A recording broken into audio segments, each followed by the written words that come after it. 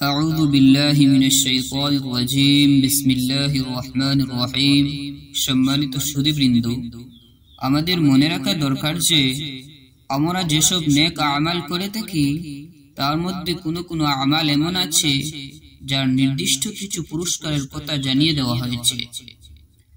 যেমন সহিহ বুখারীর হাদিসের মধ্যে হযরত আবু হুরায়রা রাদিয়াল্লাহু তাআলা আনহু থেকে বর্ণিত আছে, রাসূল আকরাম সাল্লাল্লাহু আলাইহি ওয়াসাল্লাম বলেছেন, কিয়ামতের দিন যখন আল্লাহর ছায়া ব্যতীত কোনো ছায়া থাকবে না, সেদিন 7 শ্রেণীর মানুষকে তিনি নিজের ছায়ায় আশ্রয় দেবেন।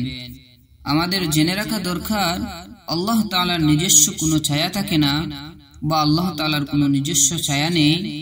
এই হাদিস আল্লাহর ছায়া কথাটির মানে হলো আল্লাহর আরশের ছায়া কিংবা আল্লাহর রহমত। অর্থাৎ কিয়ামতের দিন যখন সূর্য একেবারে মাথার উপর থাকবে, যখন প্রচন্ড গরমের কারণে মানুষ সিদ্ধ হয়ে যাবে ও তাদের শরীর থেকে এত পরিমাণ ঘাম প্রবাহিত হবে যে কারো পা, কারো হাঁটু, কারো বা কোমর, আবার কেউ গলা পর্যন্ত ঘামে ডুবে থাকবে, তখন 7 প্রকার মানুষ আল্লাহর আরশের ছায়াতলে জায়গা পাবেন কিংবা আল্লাহর রহমত পাবেন। ফলে তারা হাসরের ময়দানে কষ্ট থেকে রক্ষা পাবেন। যে 7 শ্রেণীর মানুষ সেদিন আল্লাহর রহমতের ছায়ায় আশ্রয় পাবেন, তার মধ্যে প্রথম হচ্ছে আল ইমামুল আদিল, অর্থাৎ ন্যায়পরায়ণ শাসক। অর্থাৎ যারা ক্ষমতাসীন, এলাকার প্রধান হোক কিংবা দেশের কোনো বড় নেতা, তারা যদি অধীনস্থের সুখ দুঃখের প্রতি খেয়াল রাখে, জনসাধারণের মধ্যে ইনসাফ কায়েম করে, তবে আল্লাহ রাব্বুল আলামিন এমন ব্যক্তিদেরকে কিয়ামতের কঠিন দিনে নিজের রহমতের ছায়ায় আশ্রয় দেবেন।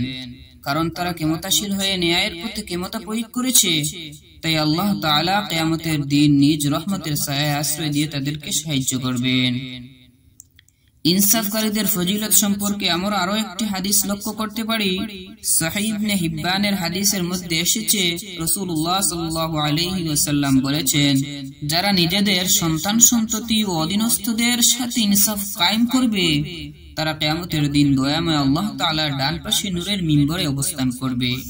দ্বিতীয় ব্যক্তি যাকে আল্লাহ তাআলা রহমতের ছায়া দান করবেন, উনি হচ্ছেন শাবুন নাশাআ ফি ইবাদাতি রাব্বিহ, এমন যুবক যে আল্লাহর ইবাদতে নিজের যৌবন অতিবাহিত করেছে।